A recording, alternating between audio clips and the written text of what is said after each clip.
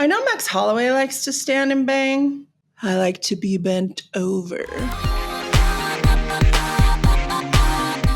Hello, and welcome to the Sports Bimbo podcast. I'm your host, Stella K.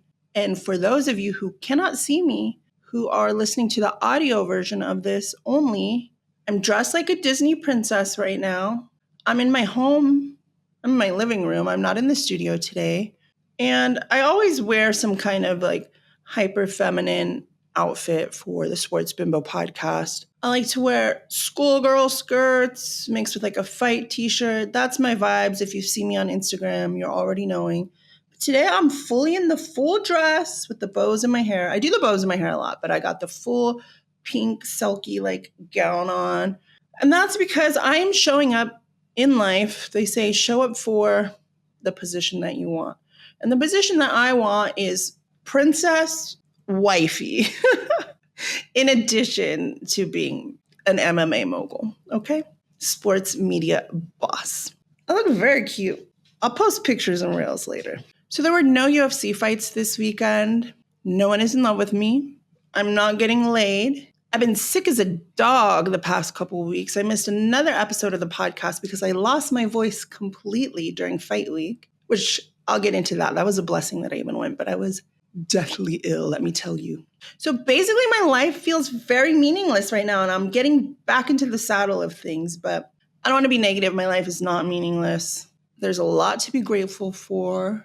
Number one, it's Tracy Cortez and Rose Namajunas fight week. Yay! I'm the best.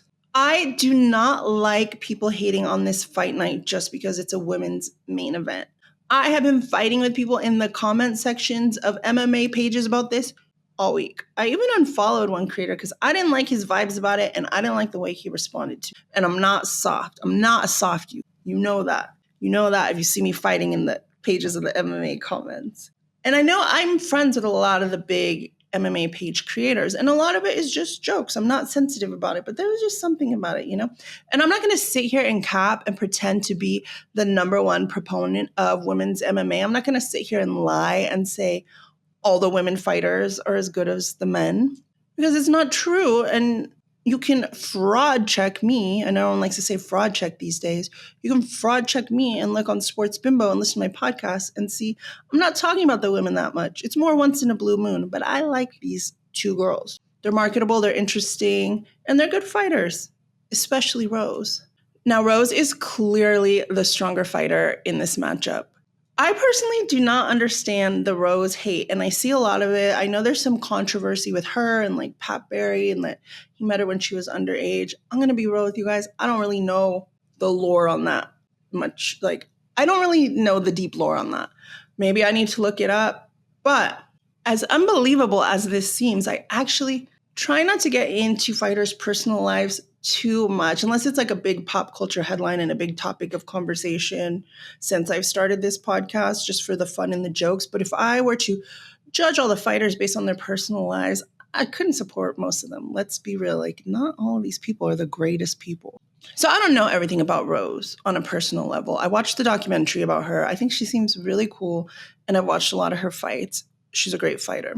I know a lot of people have a crush on Tracy Cortez, but Rose is a baddie in her own right, and especially before she shaved her head. And I'm not trying to be rude or disrespectful, and I don't think that women have to be beautiful or marketable. A lot of these men are ugly as shit.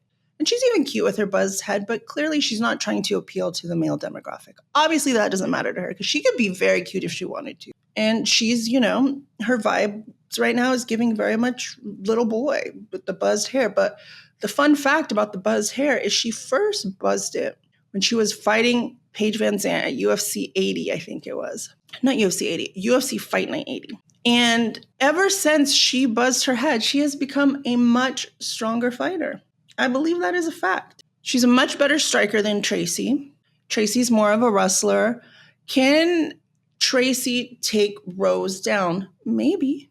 I think that Tracy is hungry. Can Tracy finish Rose? No, I don't think so. I think Rose outclasses her and outstrikes her in every way. And I like Tracy. And I also understand that a lot of us like her because she is pretty and marketable.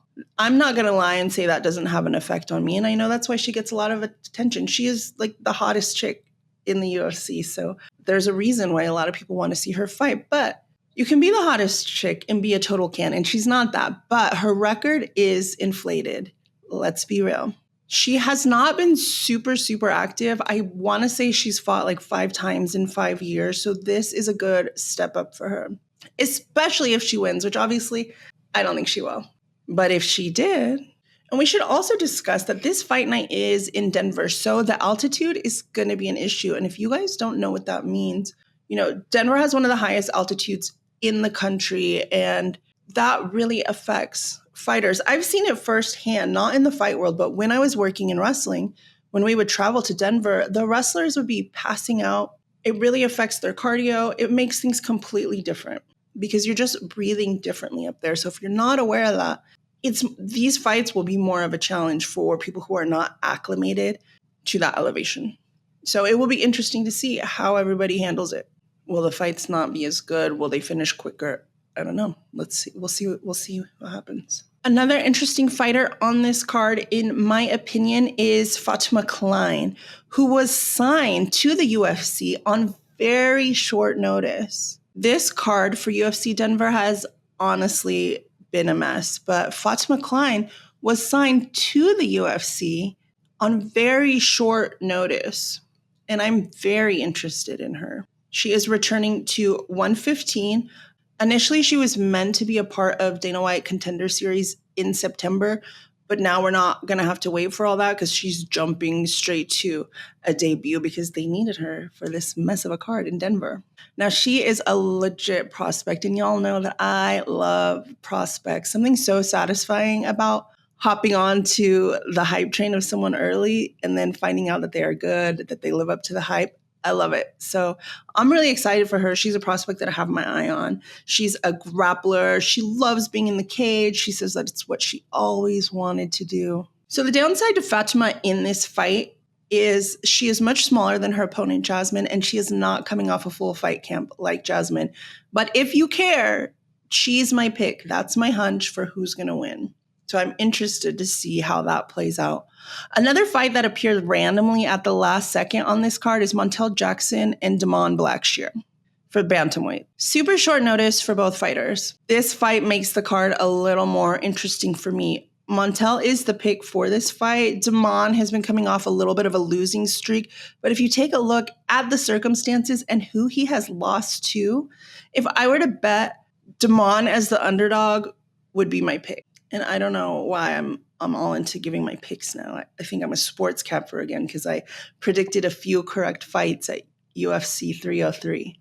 The day I get good, though, at all my picks and predicts, you'll see me. I'm going to come full force sports capping, even though it's not even legal to bet here. So I barely know what I'm doing, guys. But I like to guess. I like to predict. All right, let's take it back to UFC 303. So much to talk about from that event. First of all, Peyton Talbot and his 19-second knockout in the prelims. I immediately called, oh!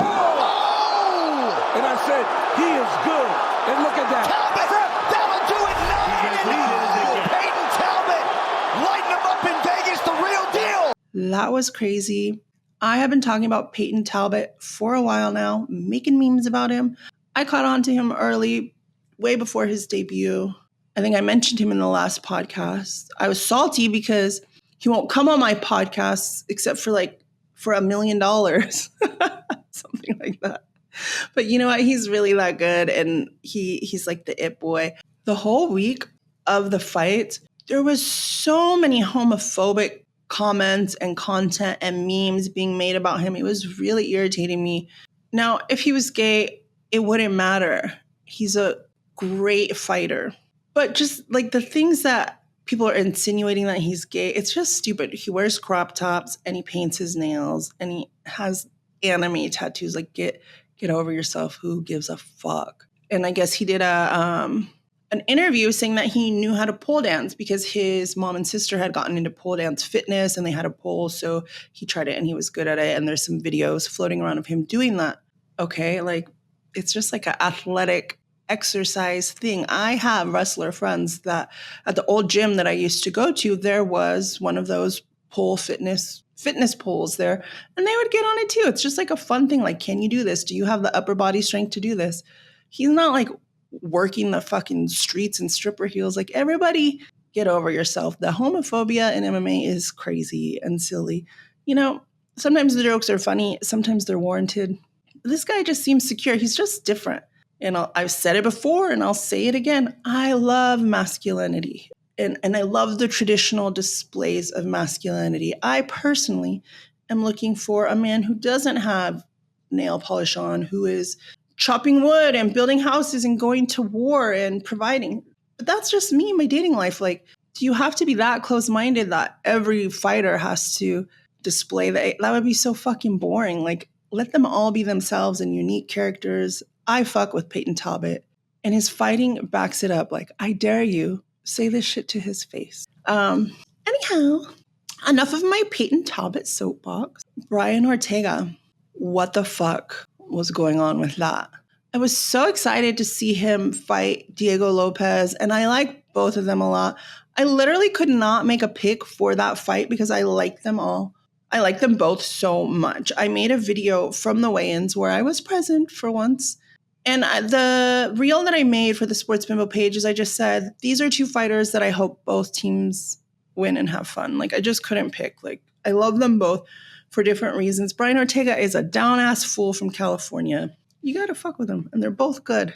But then the weigh-in thing happened where Diego Lopez was forced very quickly to change a weight class in order to have this co-main. So Brian Ortega doesn't make weight, and in order for this co-main to still happen, Diego Lopez has to change weight at the last second, and that seemed crazy, but he still came through. And then, I want to say like 4 hours before the main card, I remember being in the Uber on the way to the UFC 303 event that I was going to and reading the news that Brian Ortega dropped out of the fight. And then I was pissed. Like, you put Diego Lopez through all of that and you're not even going to make the fight. Apparently he had some like health concerns or health issues. He put a statement out about it on Instagram a few days ago. And I'm going to be honest with you guys, I didn't even read it because I'm still annoyed. I should read it. It's my job, right? But I was just annoyed at the whole thing. Like, what do you mean you didn't make weight? And this poor kid, Diego Lopez, what a cool kind of underdog story with his replacement, Dan Ige. You will not catch me saying a bad thing about this guy, even though he lost, because he had so much heart to step in on 4 hours notice. And there were screenshots all over Instagram of him basically like begging for his shot. Like, I've been in camps. I'm ready. I'll take this fight 4 hours notice. Like, who does that? Who takes a fight with 4 hour notice? Like, I have chills thinking about it. Imagine if he won. I'm glad he didn't because I'm Team Diego all the way. But I fuck with this guy, Dan Ige, very heavily now. Nothing but respect. I will tolerate no Dan Ige slander in this house. And I saw, when in his corner, Eric from XCMMA, I knew like this guy's gonna be good. And he was. I hadn't heard of him before, but he's friends with a lot of people that I know apparently and trains, over there at Randy Couture's gym. Shout out to him, Dan Ige. What a fucking boss. And that was a good fight. Mayra Silva was a badass. That cut, just gushing blood, huge, open, and her still trying to fight. Her hopping over the cage to get in Dana White's face. Like, let me fight, let me still fight. I was glad they didn't let her. I appreciated like the amount of heart and passion that she really wanted to keep going. But that thing was gushing. Like, how would you be able to see? Like, it was nasty. I don't think she was aware of how nasty it was in that moment. The adrenaline must have kicked in. That thing was huge, gaping, deep. I don't think that part of her face will ever be the same again. She's going to have a big ass scar, just pouring blood. It would have been just pouring through the whole fight. I don't think she would have been able to see. It would have been slippery. It would have been a mess. They made the right call, but that was crazy to see. Now, Ian Garry and MVP, that was a fight that did not live up to my expectations. I'm not saying it was bad. It was just awkward at times. And Ian maintained his undefeated status, but I felt like I was the only person rooting for him. Now, my personal history, not personal, but like my fan history with Ian Garry is that I was into him at first. I'm like, damn, this guy is good. And now, if you guys remember him flipping off Neil Magny in the cage after a win, I was like, that's a little suspect. I don't know if that's good sportsmanship, but he was very charismatic. I'm like, okay, here's another character. Here's another guy who wants to be Conor McGregor. And we need those entertainers sometimes. I'm down for it. You're getting attention. All this stuff happened with the wife, and he just couldn't shut up, and they just became a very annoying presence in MMA. That never made me hate him. I didn't believe a lot of this stuff, you know. I kind of ignored all the jokes and the memes about Ian because I just really didn't care. And I don't care how old his wife is. She's fucking hot. The only thing I ever had something to say about was when she made a collab post on Instagram with Ian Garry and made a reel that was like 20 minutes long of her defending him and sticking up for him and reciting Shakespeare to try to prove all of the MMA fans wrong. I was just like, baby girl, you do not know this audience. If you want these people to leave you alone, you either have to just ignore them completely and keep going about your business, or you just got to throw it right back. Don't come on with the Shakespeare. And like, they're already making fun of him, saying he took on your last name and, you know, emasculating him. You coming on his defense attorney and his mouthpiece was like probably the worst thing you could have done in the MMA community. That was the only thing I really had to say about it, but they never really bothered me. Sometimes I was just wanted everybody to shut up about it. You know, even Sean Strickland, it was just like, but it's, at the end of the day, it's entertaining. And that's what I'm here for 30% of the time. I'm mostly here for the fights, but you know, I like a little bit of the drama and the gossip. Anyhow, I was never fully on the Ian Garry hate train. That's what I'm trying to say here. All that yapping is just to say that. Never hated him, but I did start to like him less just because he became a little bit of an annoying presence. Anyway, I was at the press conference for UFC 303, live and in person, and I'm sure that on the internet or on TV it was a little bit different because they had the mics so they could pick up the sound. But where I was at in the T-Mobile Arena, you could not hear a single word this man said because the boos were so loud. Anytime he opened his mouth, it was just boo, like so loud. I've never seen anything like it except for like a heel in wrestling could only wish they got the half of the reaction that Ian Garry was getting. An entire arena, every person except me. I wouldn't be surprised if Dana White was like around the corner going boo. Like it was everyone. I swear to God, everyone but me was booing. And being the empath that I am, it made me feel bad for him. Like, I hate to keep saying like the word heart, but you have to have so much heart to feel that much hate and be like, this is what's going to motivate me. You would at least want to feel like you have some supporters. So I decided in that moment, I'll be Ian Garry's one supporter in this fight. I'm going to root for, I like MVP, but I'm going to root for Ian Garry. I'm going to go back to my roots of when I really liked him in the beginning. And I'm going to forget all this stuff in between happened. And you know what? Ian Garry, I got your back. I'm going for you. So he won. He maintained his undefeated status. And he made me right in my pick. But I still was not that impressed because he had spent the whole week saying that we were going to see what a dominant striker he was. And that he was not in that fight. We did not see that from him. He's been claiming to be the future and the next generation of strikers. We saw a lot of silly wrestling. It was a decision win. So we saw a lot of silly wrestling from Ian Garry. I didn't really see the dominance in the striking that he was claiming to have, and it was a decision win. So, you know, I'm glad I'm right. I'm glad you won.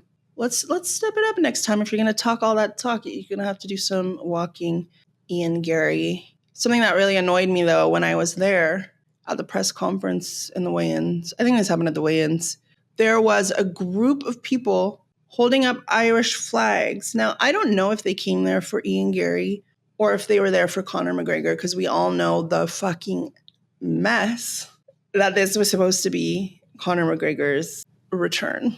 But anyway, so I'm sitting there, T-Mobile Arena, by myself in my little Sports Bimbo t-shirt, and the guy next to me leans over to me when Ian Garry comes out and said, "Did you know that Conor McGregor was originally the main event of this fight?" And I was so taken aback because, like, why would you say that? I'm here. I'm literally here. Like, that's the whole point of 303 is that it was Conor McGregor. How would I be here and not know that? Everybody, People who don't watch UFC know that. Like, my dad, dead in the grave, may he rest in peace, he probably knows from beyond the grave, I'm sure. Like, who doesn't know that? Like, people's parents know that. You know what I mean? Conor McGregor, like, he's such a huge celebrity. People heard one way or another that he was returning. So why would I be all the way there? I'm not even just at the fights. I'm at fight week. I'm at a press conference. I'm at a weigh-in. Why would I not know that this was going to be Conor McGregor's return? It just pissed me off. He meant it innocently. He was just mansplaining. Maybe he wanted a reason to talk to me, but I was like, motherfucker, what the fuck do you mean? I was nice. I played dumb. I said, oh, really? But I was deeply insulted. He would have never said that to a man. Like, are you kidding me? You think I just wandered into the T-Mobile arena and I don't know that? Of course I know that. We need to talk about SHARA Bullet. I've expressed many times on this podcast and on my page my SHARA Bullet obsession. I think this guy is just like an animal, a beast, undefeated in Russia. He's a kickboxer. He's very different because we see a lot. He's Russian, Dagestani. We see a lot of Dagestani wrestlers. Dagestanis are like the best wrestlers. But this guy's like Muay Thai kickboxer first. One eye, looks insane, undefeated middleweight. I've just been obsessed ever since I heard about him. I went back and watched all of AMC Fight Nights. They're saying he didn't pass the fraud check. Now, I don't agree with that. He won the fight and he was good. Here's what I am going to say. When you start pairing him against better fighters, I do think he's not showing up as dominant as I expected. I will say that. Is that a fraud? No. And that's just one fight. He could bring it back. His last fight in the UFC was not what I expected to see. He's still clearly very good. I'm still excited about him. I'm maybe not as excited. Now I'm more Peyton Talbot focused. I don't know. But also what he's been doing that's thrown me off a little bit because he's just not living up to this is just like dating. You have like an image that you know nothing about a person. You just have a few facts and you create this whole perception of them. And then when they don't live up to it, you're like, what the fuck? So I didn't really know who SHARA Bullet is as a person. I just made up that he's just this beast. He's mythical. And now he's showing up in LA because he's filming a movie and he's becoming a real person. And I don't love it. I'm seeing him carrying all Louis Vuitton sunglasses, hiking Runyon Canyon, going to fucking Erewhon. Like, this is SHARA Bullet. This is not why I like you. I mean, I understand that you're young and I understand that America is exciting and that LA is the dream. He's up at the Hollywood sign. He's doing all the things. And who wouldn't do all the things? But I'm from here and I do all the things. This is not what I like from men. I wanted you to be one-dimensional. I want you to be rustling bears in the snow, doing cold plunges. SHARA Bullet, what are you doing coming to LA and being a real guy and a young guy and having LA fun? I don't like it. Nobody needs to see SHARA Bullet working out at Equinox. I want to see SHARA Bullet sailing the 7 seas and knocking people out. You're telling me he's shopping at the fucking Beverly Center? Oh my God, SHARA Bullet, what are you doing? This is not who I wanted you to be. I don't want to see SHARA Bullet dropping the OnlyFans. Also, I don't know what movie he's in. I don't know if I made this up, but I thought he was going to be in like a horror film or maybe he'd be something like big and bad and scary. And then I see him posting pictures on Instagram dressed in a UPS delivery outfit. What is going on, SHARA Bullet? Next, he's probably getting spray tans and pedicure. He's going to show up as Peyton Talbot. We're going to see SHARA Bullet and Peyton Talbot in matching crop tops, getting manicures together. They're both going to be working the pole. SHARA Bullet, get out of LA. I need SHARA Bullet to go back to where he came from. So I had a very interesting experience for UFC 303. I was invited to the grand opening of this dome, this shared reality experience called Cosm. And the first thing that they were doing is showing UFC 303.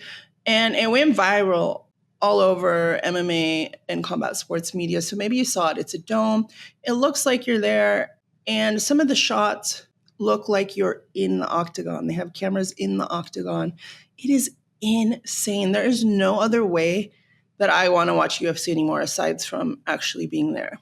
Obviously, I did not pay for a ticket. It was a private event, but I want to say that tickets for good seats are like $300, like something ridiculous. But there's like food. People are bringing you food to your booth. It's so cool. I was sitting next to Cal Mitchell, from Good Burger. There was all these celebrities there. The mayor was there, the state senator. It was lit. There's reels of it on my social media. It was one of the coolest things I've ever experienced. And I had to go alone, unfortunately. One of my best friends, Britt Baker, was meant to come with me. But she ended up doing a surprise return that weekend at the Forbidden Door pay-per-view. So obviously she couldn't make it. The times didn't align. So I had to go by myself, which it would have been more fun with someone. But even that's how you know when something is fun, is like when you do it alone and you're still just like having a blast. I made new friends. I got amazing content. It literally looked like I was right there. I highly recommend, if you can afford the tickets, for anyone to go. Seeing Alex Pereira get that win against Harry Prohaska was phenomenal. Alex Pereira is undeniable. That was crazy. He put on such a performance. From start to finish, that fight was incredible. From both of those men, nothing but respect. I guess his magic was working. The magic that here, I think both of those guys are magical. That was spiritual warfare. They were both so good. But Alex Pereira, he done did it again. I'd like to see him fight at heavyweight and do what no other UFC fighter has ever accomplished, which is win championships in 3 different weight classes. Okay, now it's time to take it to the MMA Bimbo hotline. Let's take it to the hotline. Guess what, y'all? I got a real call this time. I did not have to force a guy that I'm talking to call in to the Bimbo hotline. And just to remind everyone, send in your questions, ask advice, say anything that you want to appear on this podcast, except for jerking off, because someone did do that. And I'm going to call the police on you if you do that. Anything else, preferably about combat sports, MMA, UFC, boxing. But, if you need some funny life advice or want to ask me a random question, you can do it and I'll consider it. But anyway, I got a real call on the MMA Bimbo hotline, 1-844-MMA-BIMB. That is the number to call if you want to appear on this podcast via your voice. I'm going to play it as soon as I find it. And I have no idea who this is. Whoever you are, thank you for calling and leaving a good message. Let's take it to the phone line. First of all, that was the most sexually charged voicemail I've ever heard in my entire life. Numero uno, after Islam is eventually finished, who do you think is the next lightweight to step up and run the division? We're looking at, you got the Charles Oliveira's, maybe Armand, but, you got a bunch of guys sitting at the top. That probably won't be there after Islam is gone, age, otherwise. And I'll keep it at that. Thanks for the show. Have fun. Who will be the next lightweight to step up and rule that division? Obviously, I'm a Charles Oliveira stan through and through. I've said it before. You'd see it all over my page. But bro's 34, so, I don't know how much longer. I don't know when this is actually happening. I know Islam has threatened to be done before, and then it doesn't seem like he is. This division belongs to the Russians. They are an incredible force that is getting bigger all the time. The family is growing, the Dagestani. I think that the next lightweight, now he's not in UFC right now, he's actually a Bellator fighter, but I think the next lightweight fighter to step up in the UFC that will rule the lightweight division in the future after Islam Makhachev is gone is Usman Nurmagomedov. He's 26. Like I said, he's a Bellator fighter. He's Khabib's cousin. Some people say he's even more dominant than his brother or his cousin. He's currently lightweight champion of Bellator. I think he's next up, and I think he is really going to be a problem. I think that's who will take Islam's place. By the time Islam is finished, it will be Usman Nurmagomedov's time for sure. That's my prediction. Now, a question I want to know if anyone has the answer to. I'll do the research eventually, but I'll just ask y'all. How many Nurmagomedovs are there in MMA? Also, there's a lot of Nurmagomedovs, and there's also a lot of Magomedovs, like Hasbulla Magomedov. Is that short for Nurmagomedov? How many Nurmagomedovs and Medovs are in MMA? These are the questions that keep me up at night, and I want to know. And how common of a last name is that over there? Is that like Smith, Lopez, A lot of these Nurmagomedovs. Took me a while to learn how to say that, and I still spell it wrong in my captions half the time. I got to spell check myself. We got to do an MMA spelling bee and see who could spell what without looking it up. Let me see if I can spell Nurmagomedov without looking at my notes, okay? Nurmagomedov.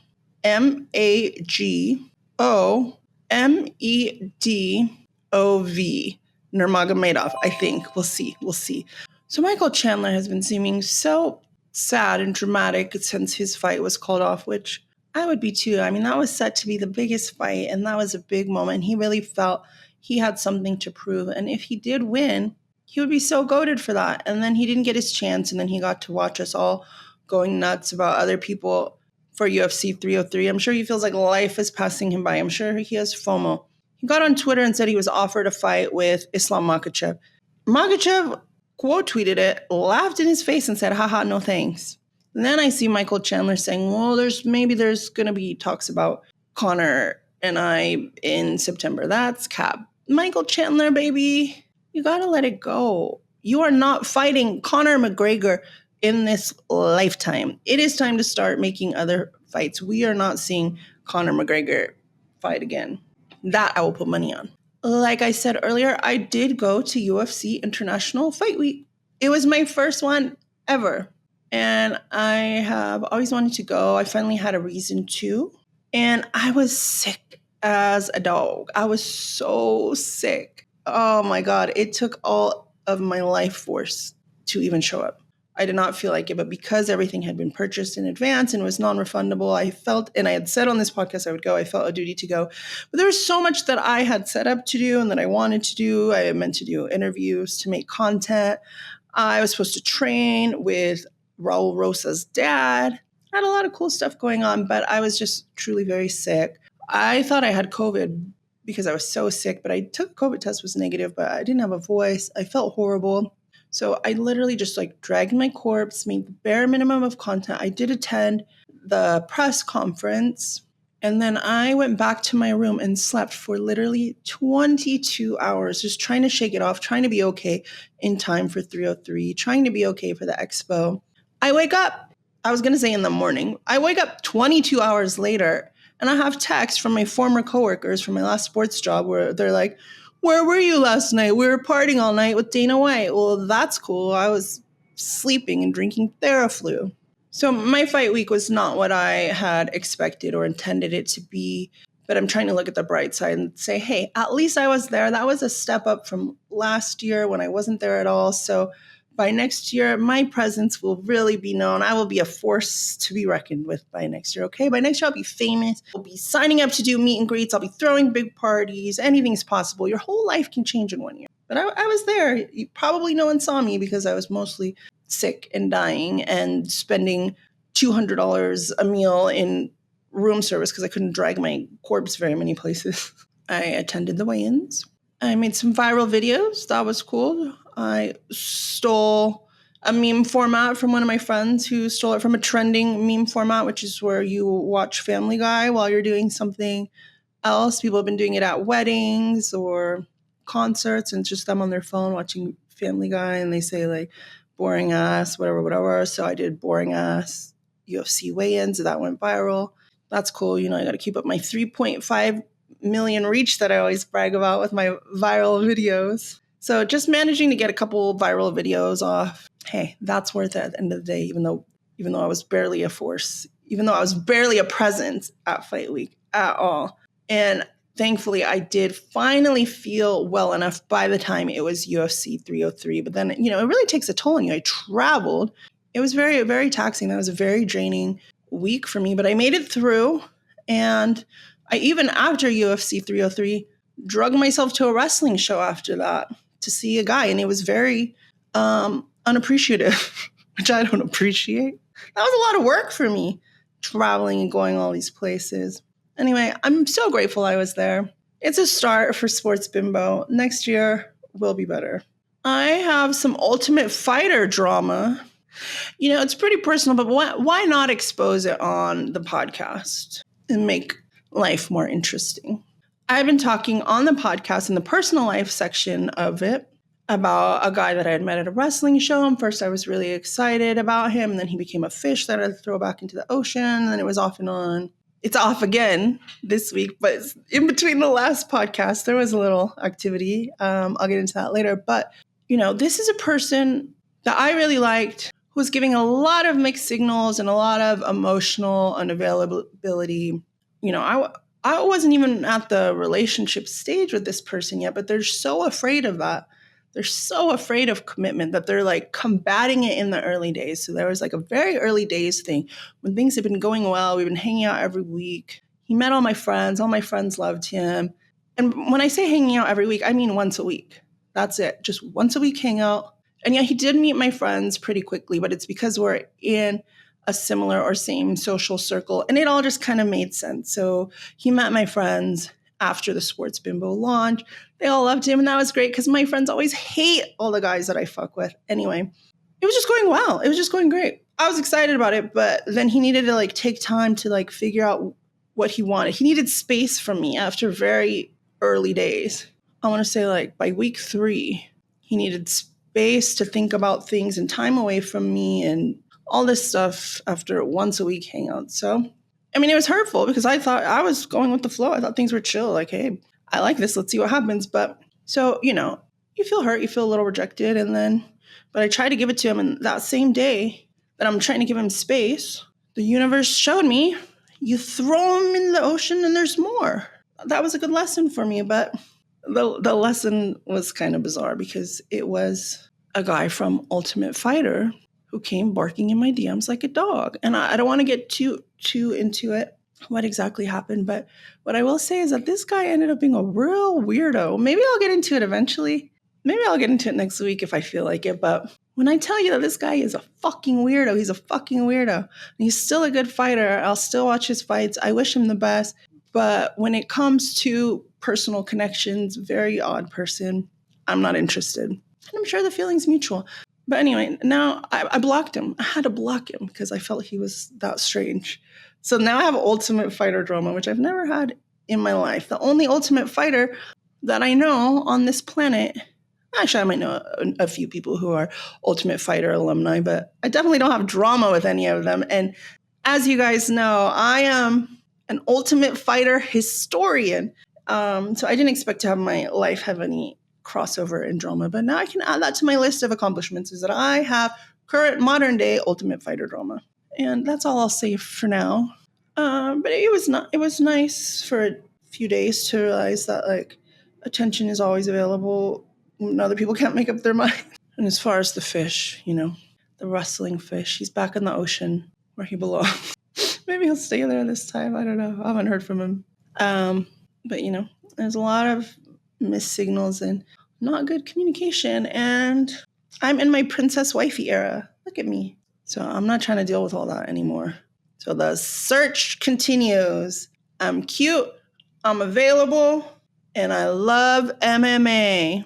Initially, when I started this podcast, I very much intended to cover all combat sports, mainly boxing and UFC. MMA in general, sure, but I have to be honest, I mostly watch UFC, but I do watch the big boxing fights. But really, my content just seems to be hyper-focused on UFC and MMA lately. I haven't been as interested in boxing.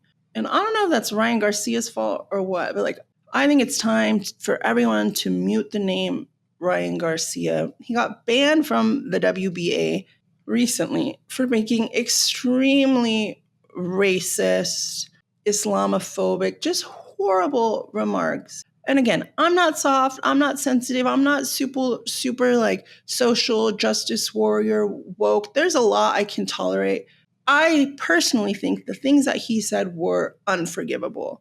I am a big advocate for tolerance. I don't think everybody has to have the same views. I'm not the type of person who's going to cancel people who thinks people should be canceled because they don't share my views. But there has to be an amount of respect and tolerance. And I think the things he was saying were reprehensible. And have no place coming from someone of his stature. And I think that the WBA did the right thing. And I don't think that you can compare the things that he said, which I'm not even going to repeat on here. You can look them up if you don't know. And some people try to compare that to, I think, Devin Haney or someone saying like, I would never lose against a white boy. Those things are not comparable. That is not racism. Now, if Ryan Garcia just said, oh, I would never lose to this kind of person, that wouldn't be great, but I can ignore that. The things he said about people's lives were horrible. I don't care if it's a joke. I don't care if his friends say that. It's time for Ryan Garcia to get help. Dead ass. I don't care what anybody else thinks. I'm not sure that I even want to keep up with the news about him. And even since then, it's been every day. He said he apologized, like a very terrible half-assed apology, and said he was going to get help and go to rehab. And I said, okay, great. You're supposed to be in rehab. Never stopped posting. And he says he's in his brother's corner and that he's going to teach his brother how to use Austrian and how to get attention, like just being a nut job. And then I see today he broke into his baby mama's house and was recording it himself. So not even like she set him up to be canceled, but he's putting it in his own stories, him berating her and saying that she's cheating. First of all, how is a woman cheating that you're not even with? You say every day you're with a new girl, a new OnlyFans girl, you're with Malu, whatever her name is. Like, how is this woman that you're not with cheating on you? This is crazy. That means you view that woman as your property because she has your children, because you help her financially, and you're trying to shame her. She's in her little underwear set and he's putting her in his Instagram stories. It's time. Let's wrap it up, Ryan Garcia. Like I might be done talking about Ryan Garcia on this podcast because I don't think he needs the platform right now. I think let's be quiet about it. No one's going to do this. Everybody's going to give him the attention he wants. But, this is just my personal stance. Let's not give him a platform until he. And if that doesn't, I just don't want to be complicit. I don't want to be contributing to all of this. Now, let's say he doesn't get help and he keeps going and he keeps spiraling. Eventually something will happen. He'll end up in jail. Something bad will happen. I think the people in his life should step up and encourage him to get help. And I hope that happens. And I hope that his whole family is safe. At this point, the drama is not even interesting to me anymore. I really don't want to speak on it. Seeing just feels messy like that. In MMA, people are being crazy. Sure, they're saying the most outrageous things, but I don't know. I don't know what's going on over there in boxing. I'm worried about everybody's mental health. I'll combat, but whatever. Let's wrap it up on Ryan Garcia until he gets better. Let's talk about someone else. And honestly, I think I might leave most of the boxing to the Boy Math podcasts. Like that's who needs to be talking about it. Jake Paul, Mike Tyson, I feel like I lost interest in that. Like Mike Tyson's health's not doing well. He was already old. I don't care if I see that fight at this point. Maybe Mike Tyson needs to rest and make sure that he's healthy. I am interested in Mike Perry versus Jake Paul. I think Mike Perry is a badass. I would like to be there. I think he smokes Jake Paul. I feel like maybe that is the only boxing. Call me a casual. I never said I'm not. I think that is the only boxing thing that I am interested in at the moment is Mike Perry and Jake Paul. I know Shakur Stevenson has been going ape shit on Twitter. I don't know if he's trying to be the new Ryan Garcia or what, but I'm just so drained by all that Twitter fingers. Shut the fuck up. You feel me? Like, have some other personality besides Twitter fingers. I will say that about the MMA guys. They're not just Twitter fingers. They're being crazy in real life and interesting. I don't know. I don't know why I'm irritated with boxing right now. I love boxing. Maybe I'm just salty because my trainer is out with a knee replacement, so I can't box. So I'm just going to be a hater. I'm dead ass about Ryan Garcia, though. I don't know if I'm dead ass about the rest of boxing. I'm just being a hater. But the true thing is that I haven't been following it. There's just so much going on with MMA. That's the real tea, is that it's just a lot. I got a lot going on. I know I said not much more about Ryan Garcia, but something I will say, someone who's really winning me over is Bryce Mitchell. I had an entire podcast episode dedicated to him when I first went solo on this podcast. And I intended it to just be as a joke. Now, I do not agree with a lot of his views, and I think a lot of his views are outlandish. But now that I'm following him so much, he seems like a really wholesome person. He seems sweet. He seems kind. And I think that matters more than people having the same views. Can we be kind to each other? He made a video for Ryan Garcia today on Instagram. Like, hey, Ryan, I heard you want to train MMA. Now, I don't know if Bryce Mitchell Thug Nasty is seeing everything that's going on. Maybe he just saw the headline. Does he realize how much help Ryan Garcia needs? Or maybe he doesn't believe in mental help, or maybe he thinks he can be the one to help him. I don't know. But I found this video that he made for Ryan Garcia to be very wholesome. Hey, I heard Ryan Garcia was looking to train wrestling and needed somebody to coach him. I'm the guy. Let me tell you what, I got the best ground game in the UFC. I'm in your weight class, brother. We can just box and wrestle, grapple, all of it, brother. We can come over to the farm, hang out. We'll eat steak and train. So just let me know. I'll take you fishing, whatever, dude. We'll have a really good time. So Ryan Garcia, you're invited over here at my place to train with me. I'll teach you everything I know on the ground. I know how to get people down, how to get up, how to not get held down, how to submit. I know it all, okay? So come train with me. I would learn to love boxing from you too. So I have a lot of respect for you. And if you're interested, come on, brother. Thank you. And y'all please tag him in the comments too. I sent him a message. He probably ain't ever going to see it, but maybe if enough people tag him, maybe he'll come over here and train some ground game with me. Thank y'all for watching. Stop. That is so cute. Like, tell me that isn't wholesome. Come to the farm and we will train and eat steak. Never before in my life did I wish that I was Ryan Garcia until Bryce Mitchell said, come to the farm and let's train and eat steak. Bryce Mitchell, look at me. I want to train and come to the farm and eat steak. What the fuck? That was so cute. I'm going to tag Ryan. I said not too much on Ryan Garcia right now, but I'm gonna tag him. Garcia was looking to train, right? I'm tagging Ryan Garcia in this. Hold on. You guys go find this post on Bryce Mitchell. Guys, go find this post on Bryce Mitchell's page. Tag Ryan Garcia. Maybe that will heal him. Maybe that's the reset he needs from this flat earther. That was so cute. It seems so sweet and so genuine and so humble. Bryce Mitchell, I don't care if you're a crazy flat earther who thinks that school makes you gay. I fuck with you. I think you're sweet and kind. That was so nice. Oh my goodness. Come to the farm and train. That is my dream. Farm. Do you guys know that about me? That my dream. I don't think I could live there full time because I'm a city girl at my heart. I'm from LA. I'm really from here. So I don't really know any other life, but I very much romanticize rural life and traditional values. I think the ideal life for me is to do a little bit of both, to have like a luxury building smack dab in the city in LA, in like Hollywood or downtown or by the beach or something, and then have a rural farmhouse in the middle of nowhere and make like homemade jams and cook for my husband, you know. And when I do have a husband, we'll just leave him there on the farm. That way half of the time, you know, I want to be alone half of the time. So I think I should have a husband at the farm. And then when I come here, I'm by myself doing whatever the fuck. Anyway, that was cute. That was wholesome. Shout out Bryce Mitchell. Oh my God. The caption is, y'all, please tag King Ryan and let him know I will train him on the ground. I can come to Vegas or he can come to the farm. I don't have a way to get a hold of him, so I'm asking for help. I sure would love to train with him. And in the video, he's just like cooking a piece of steak the whole time. I also heard recently that he turned the octagon in his backyard into a kitchen. I also heard recently that he turned the octagon in his backyard into a chicken coop. Like, do you guys see how these are all of my interests combined? Like farm and combat sports, everything except for the weird, wacky values. Because I preach tolerance, but everything else, I'm all for it. I need that. I need that life. I'm gonna find that and create that for myself.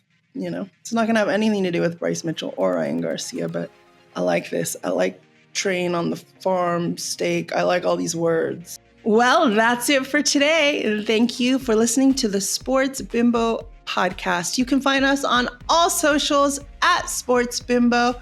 And please, please, please leave us a 5-star review wherever you get your podcasts.